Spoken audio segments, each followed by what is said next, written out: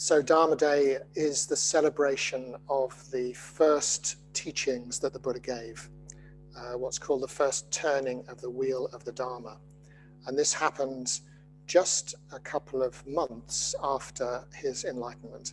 So that's why there's 2 months or 2 full moons between Buddha Day and Dharma Day. We celebrated Buddha Day back in May, and now we're in the middle of July and we're celebrating Dharma Day. And I wondered what to talk about on Dharma Day. There's lots of stuff. Of course, the whole of Buddhism is the Dharma after all, so your choice could be anything. It could be looking back at those very first teachings. You know, what was the Buddha talking about then? Was that, does that mean that it's the most important thing in Buddhism, the first thing the Buddha decided to teach? Or is it that it was all improved afterwards and we should ignore the first things that he taught because they were faltering steps of in a sense, a beginner Buddha. He was a Buddha, but he was only just starting as a Buddha. But I thought that rather than giving you actual teachings, I'd talk about stories, because I think that stories are a very important way of teaching the Dharma.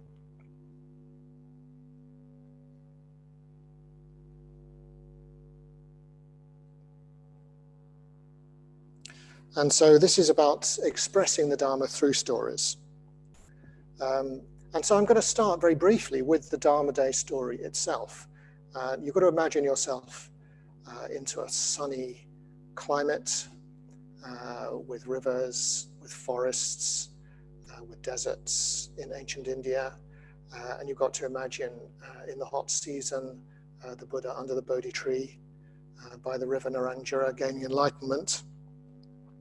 And then after the enlightenment, the Buddha has a number of encounters, a number of meetings. First, the Buddha met the spirit of love. So his first meeting is with a non-human being, the spirit of love. And the spirit of love showed him that people are like lotus buds. And they're emerging from the water. And they'll emerge from water if only the sun of the Dharma can shine on them. So that was what, according to the legends, decided him to teach, decided him to start creating the Dharma, the Buddhist path. So he decided to convey this vision of the end of suffering, teach the Dharma. So what the next encounter, according to the tradition, was with 2 merchants.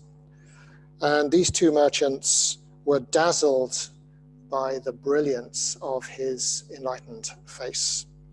And they said, "We can see you're a holy man. Please accept our offering." And they gave him, the tradition says they gave him honey cakes, or flapjacks, in other words. So they gave him a nice tray of flapjack, and he gratefully ate the flapjack, being rather peckish. And then they said, "We're so happy that you are our master, but now we have to go on and go to the market." And so they left, and then he thought, hang on a minute, that's not really what I'm supposed to be doing, is it? I didn't actually teach them anything. I accepted their offering, I accepted them as disciples, but I didn't teach them anything. So he decided, I've got to set out on the road. I've got to leave this spot. I've got to look for someone who can hear the teachings that I've got ready. And the next person he met was a wandering philosopher. And the wandering philosopher, I think his name was Upaka, he immediately noticed the brightness of the Buddha's enlightened face.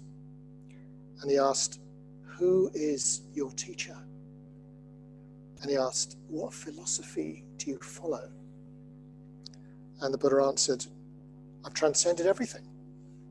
I'm my own teacher. I'm freed because all craving is gone. Only I am completely enlightened." And the wandering philosopher was rather taken aback at this confident claim. "You're claiming to be a fully enlightened Buddha who's conquered everything." And the Buddha replied, "Yeah, I'm the victor. All negativity is completely conquered. All ideas of evil have been vanquished." And the wandering philosopher said, I hope you're right, friend. And shaking his head, he went off down a side road. So the Buddha thought, no, this is still not working, is it? I had a go, but I didn't actually succeed. So next, after a long journey, the Buddha met his 5 former companions in asceticism, his 5 former friends who joined him in self-mortification, in the fruitless path of self-mortification before his enlightenment.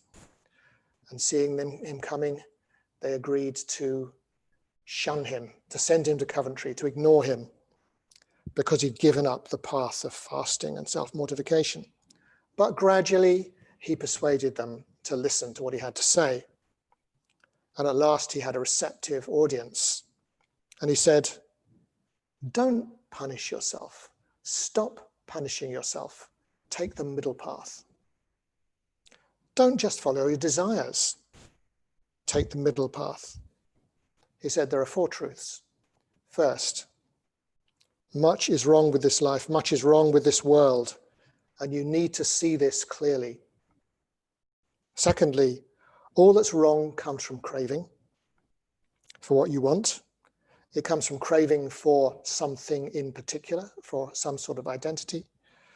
And it comes even from craving not to exist at all. Those 3 cravings are what give rise to suffering. You need to abandon this craving. But thirdly, if you can realize this, and if you can let go of craving, the suffering will drop away like the end of a fever when you recover. And fourthly, there is a middle path. There's a middle path of practice which takes you away from craving and away from the suffering that craving causes. And you need to cultivate this path. So that is the story of the first Dharma Day and the first teaching.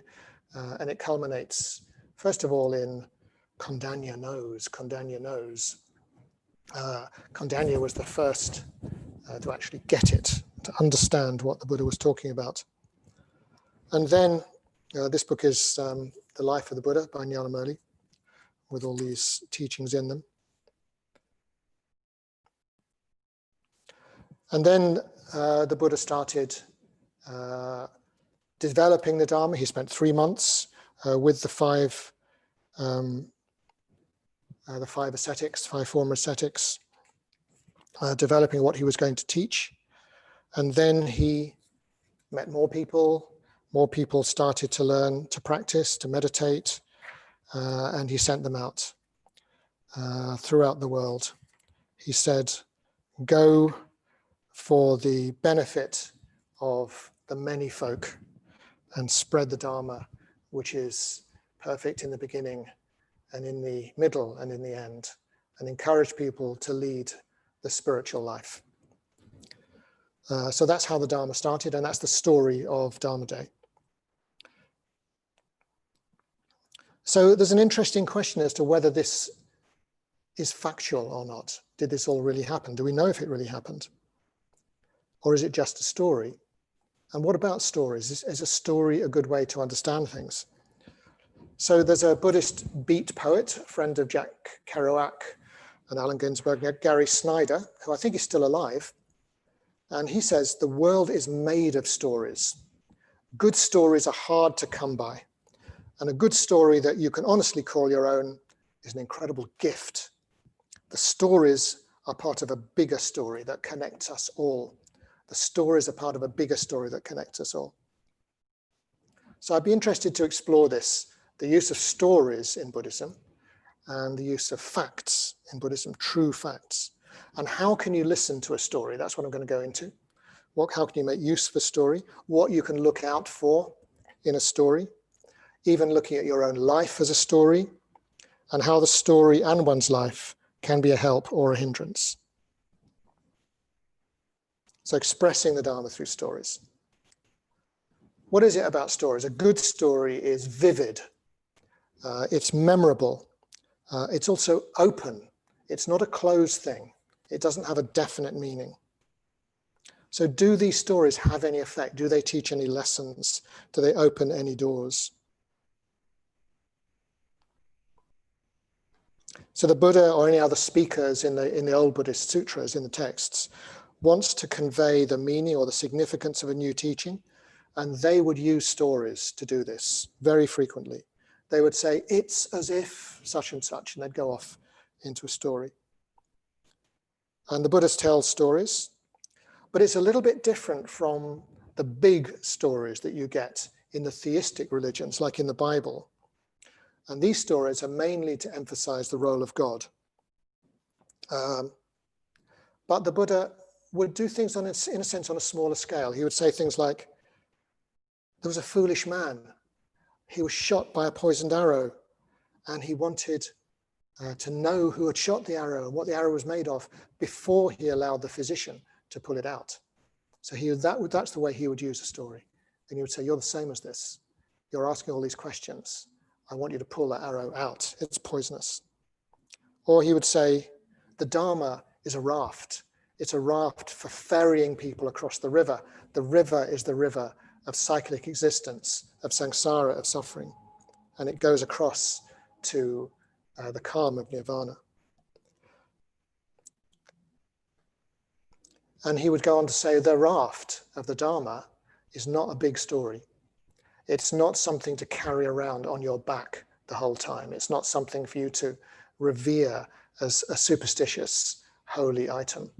So I think we need to remember that. These stories, like the whole of the Dharma, are rafts. You pick them up, you use them to take you across the river, and then you leave them behind. And then maybe you use the raft again later, and you've got another river to cross. So the Dharma is a raft for ferrying across the river of samsara. It's not a big story to be carried on our backs everywhere we go. And that's a quote from a Zen teacher, American Zen teacher called David Loy, who I very much admire. And he wrote a book, a fascinating book called The World is Made of Stories, which I really recommend. And a lot of the ideas in this talk come from his book. And he goes on to say this: the heart of the Buddha's story is searching for insight into our true nature. And his quest reminds me not to repress awareness of the suffering and the death that haunts my life, but to let that awareness motivate my search for the meaning of life and death. The understanding needed is not conceptual, but it's part of a holistic transformation that emphasizes letting go of the sense of self that feels separate from the world. And the fruit of the Buddhist path is a freedom, serene and empowered, because it's not preoccupied with securing a self that cannot be secured. So that's the heart of the Buddha story, searching for this insight. And we've got two needs, it seems to me. We've got a need to make sense of our lives, to find meaning in our lives. We've also got a need to decide how to live. They're slightly separate things, but they're both really important.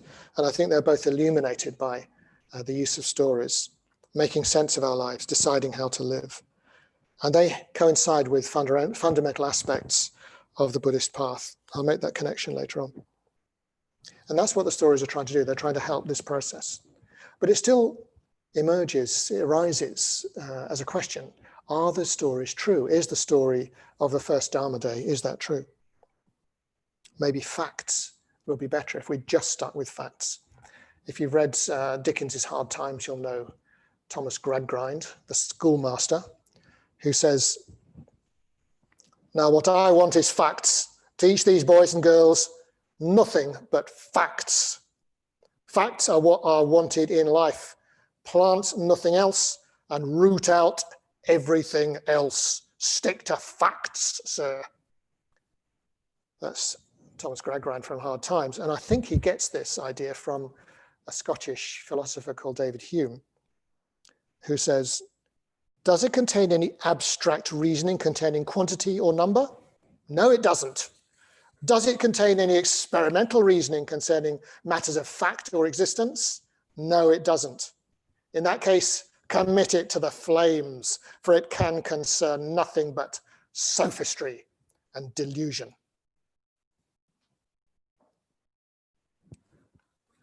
So he may have a good point, David Hume, he's trying to undermine metaphysics, but in a way, he's also undermining stories. And my tendency, I was trained in science, was always to look for the facts. And I felt there must be a fact, there must be something I could discover that would hold the key to this strange world and to my strange life. If only I could accumulate enough facts. But stories, I've now decided, stories are better. They're not true, but they are more true than facts. And there's a reason why true facts are, in a sense, not true. Stories aren't factually true, and even if they're a narrative of real events, you're just saying, I did this, then I did this, then I did this, they're highly selective because you've got to make sense of your experience. You've got to find the significance in your experience. You've got to know what to emphasize. And you've got to have a beginning and an end as well, which life doesn't have. But unlike stories, facts are isolated. They only gain significance by being related to other things. Ultimately, they gain significance by being related to the story of your life, the story of human life as a whole, maybe. They need to be related to your personal myth or to myth in general. So they need to be related to a vision of meaning. So facts are only useful when they're inserted in that story, that meaningful story. So I cycled from where I live near Clissold Park into the centre this morning. That's a fact. But I need to know how that fits, why I was doing that. How does that fit into my purpose, into my life? So stories are closer to the truth than are statements of fact. The stories connect the events together. They show the relationships, they show the significance of events. And they display, in Buddhist terms, they display conditioned arising. Life is not facts, it's not defined. It's the realm of undefined meaning. And there's a philosopher called Hannah Arendt, and she says, storytelling reveals meaning without committing the error of defining it. So if you get too many explanations, too many definite definitions, this means this means that, then the story loses its power. The story needs to largely speak for itself.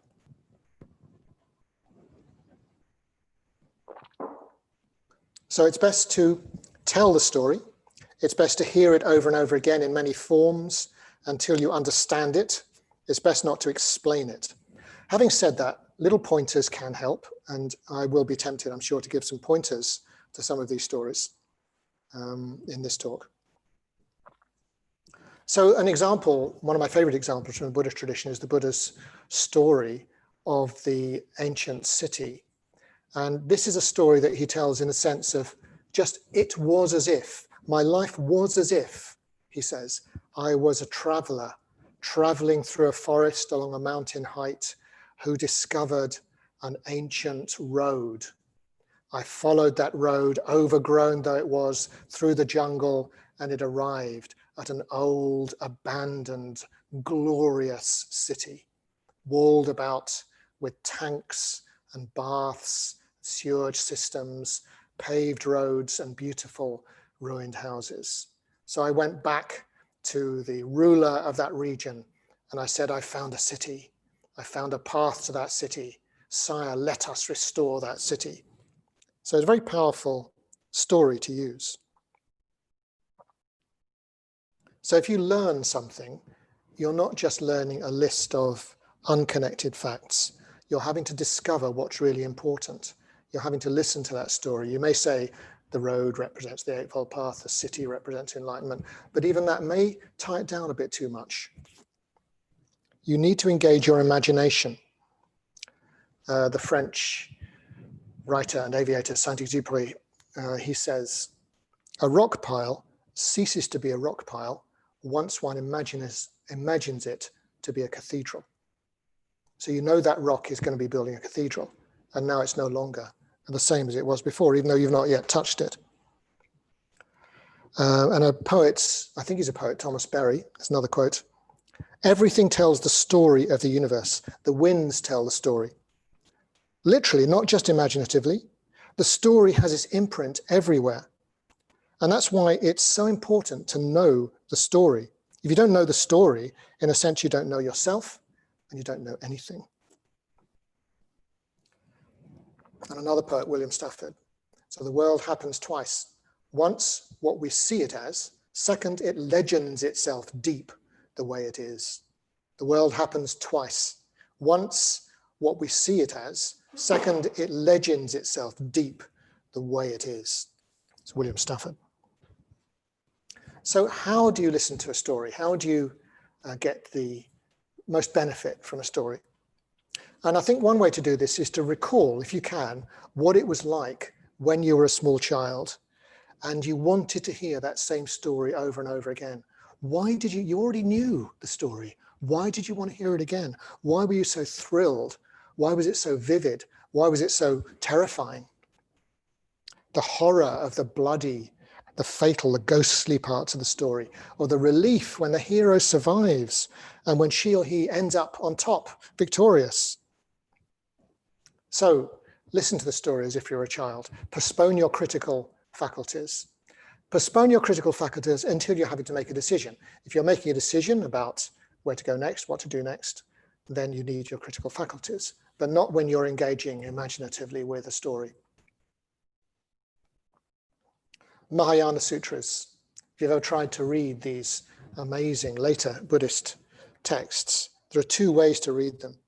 You can read them in that open, childlike way, just letting them wash over you, or you can read them in an analytic, scholarly manner. And they're both valid, but they're very different.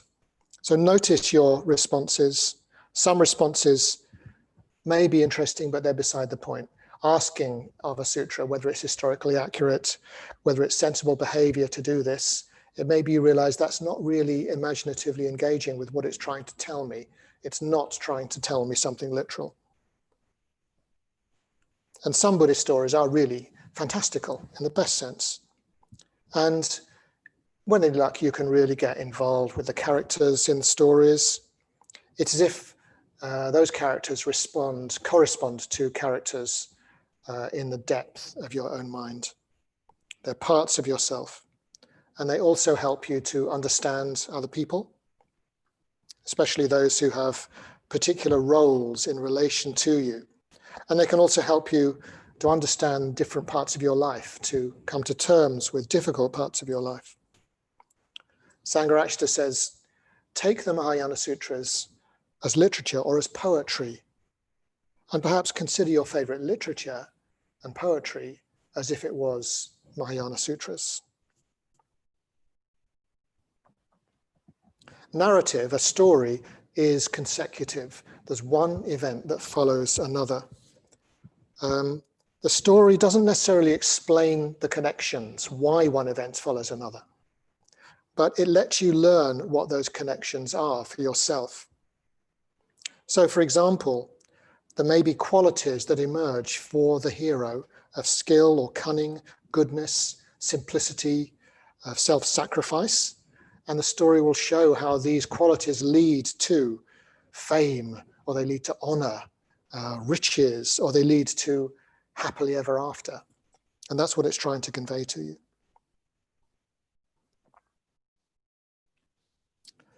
So what else can you learn from? You can learn from facts as well as stories, but there are many other ways of conveying the Dharma and the truth. There are concepts, there are images, there are visions, there's vividly seen nature. There are characters, getting to know them. There are exhortations telling you to do this, asking you to do this. There are poems, there are songs, there are many forms. But I think the most useful of all the ways of hearing the Dharma are the stories. And the Buddhist tradition is so rich in stories. And preferably they're stories that you listen to rather than stories that you read on the page, if you can.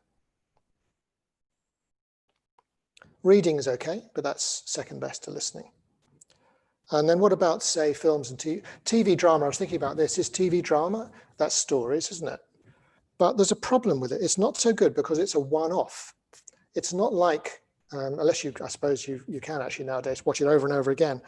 And there's this suggestion, if you want to go and see a film, go and see a film that you've seen before. You'll learn a lot more through doing that. You've probably seen enough films now, so just go and see a film that you've seen before. So I thought I'd write down some of the elements that you encounter in stories that may be useful. There are meetings and partings, there are births and deaths, there are journeys, there's leaving, there's arriving, there are tests and trials, discoveries of treasure, there are unions and marriages, there's violation, there's initiation, there's magic and incantations, there's curses, there are blessings, there are lessons, there are returning and rectifying your past failures. There are failures, there are successes, there are vendettas, there's cruelty, there's love, there's helping and there's hindering. There are discoveries that reveal what is hidden. There's hiding things so that others can discover them. There are other worlds, there's the sky and what's above the sky. There's the underworld and what's below the underworld, and caves and wells. There are microcosms inside things, constructing and destroying things, turning what is worthless into priceless treasure, or turning what is priceless treasure into something that's worthless. There's enchantment, there's release from enchantment, there's imprisonment, there's release from prison, there's the quest. There's only one solution. You must go and get it. There's disguise, there's mistaken identity.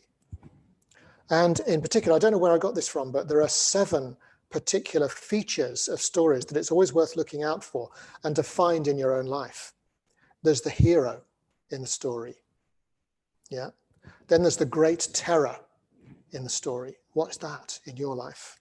Then there's the great ally who helps. Then there's the great love or the great dream. And then there's the great aspiration, what you're trying to achieve. Then there's the great disadvantage, the weakness, the thing that is wrong.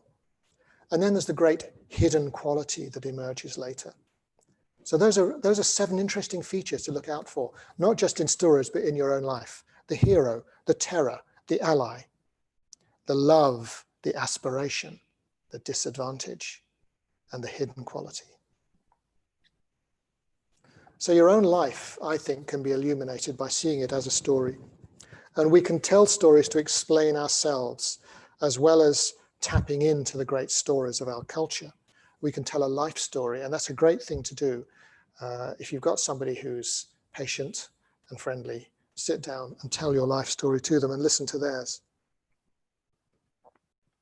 David Lloyd says, the question is not so much what do I learn from stories as what stories do I want to live, or what stories want to come to life through me. So it may be that you feel your life is made up of a very prosaic sequence of events, a little bit like the things you read in newspapers. But this is superficial, this is the surface. And the rich narrative of your life is underneath the surface, underneath the mundane events. And this narrative that's there in your life is full of patterns. It's universal, more universal at least. And it's not explicit, it's not defined.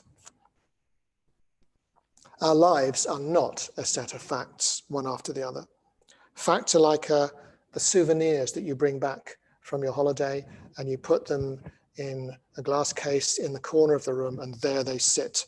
Yeah, that was when I graduated, that was my first girlfriend, and there they are, just sitting. Memories in a glass cabinet. And they're dead, and they're gathering dust. But our lives flow, or even our lives ebb and flow, like the tides. And when the tide goes out, it uncovers marvels. And also the tides wear things away. They wash things up. They nourish and they destroy. There's another philosopher, German philosopher, Heine. There's only one story. It's the story of your life. It's an old story, yet it remains forever true. There's only one story, the story of your life. It's an old story, yet it remains forever true, forever new, sorry. To be a person requires more than self-awareness. It involves some understanding of how I became who I am. This is the story of your life. And where I'm going. Both are narrative. That's David Loy. So what this tells me actually is that our exhortation for mindfulness is only a part of the story. Saying be aware in the present moment is not enough. You need to have a continuity. You need to have a narrative. And in a way, sometimes we're a bit hard on the stories we tell ourselves. Stop telling yourself stories. Just be there. Be absolutely there in the present. But I think the narratives, the stories, can be destructive, as I'll say later, but they can also be constructive. A story is a thread through time. It stretches behind you. It stretches in front of you. It's not just the present moment. And so if we see our life as a story, like a novel, we're constantly drafting and redrafting that story. And the day comes and we add some new paragraphs to the story. But we also go back over the past and we retell that story of our life in new ways. Or we try to fix the memories we've got of our life into an account that makes sense, an account we can insist on, both to ourselves and other people. So are they true, these stories we tell of ourselves? Well, like the Buddhist stories from the scriptures, they're not true. They're not all the facts, but they do connect things together in meaningful ways. And to the extent that that works, the stories are true. David Loy says, evaluate a story by its consequences when we live according to it.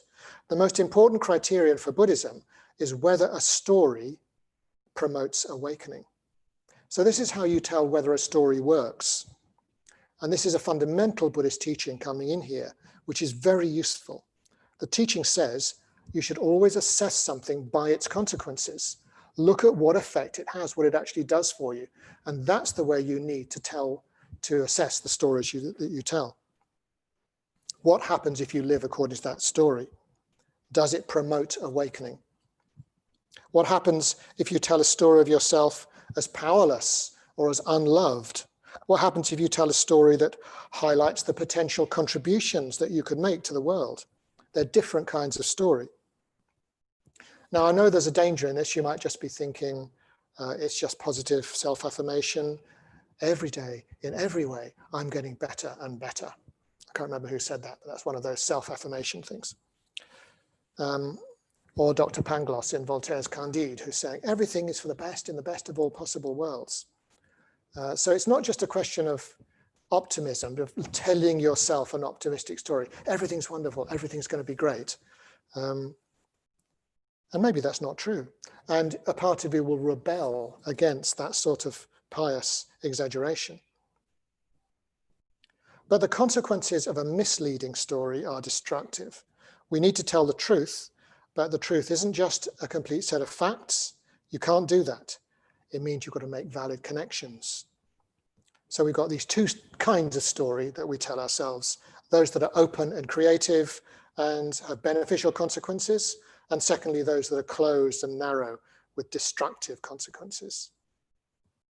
And some people are thus suspicious of all the stories that we construct about ourselves, because we know there are those destructive ones. And we look at the stories whose purpose is to defend the superfluous and inaccurate sense of self. That's Guy Claxton. The difference between good and bad karma, this is David Loy again, is the difference between the life stories that decrease suffering and the life stories that increase suffering. The most troublesome narratives attempt to secure and aggrandize an ego self that's understood to be separate from the rest of the world. Its supposed interests are pursued at the cost of others.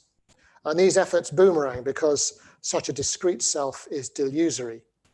Awakening involves realizing that my story is part of a larger story that incorporates other people's stories as well. We need to realize our own story is part of a bigger story that involves other people as well, other stories as well, instead of these delusory, self-aggrandizing stories. So there are these two needs that we have that I mentioned earlier, the need for finding meaning and the need for deciding how to live. the need for understanding your life on the one hand, and the need for deciding what to do on the other hand. And in Buddhist terms, these two very important features are wisdom and ethics. Ethics is deciding how to live. Wisdom is making sense of things. Now, what connects the two? How can you connect these two important things? And the way you connect them is going back into present moment awareness. The way you connect them is meditation. So this is why we have a traditional teaching in Buddhism of the three trainings. You've got ethics, you've got meditation, you've got wisdom. What connects the wisdom and the ethics is the meditation. So you learn to live, that's ethics, but you learn to live from your understandings, that's wisdom. You allow yourself to be influenced by the insights that come from the stories that really make sense. But then you set the stories to one side and you meditate. And meditation is a period of silence in which no stories are being told.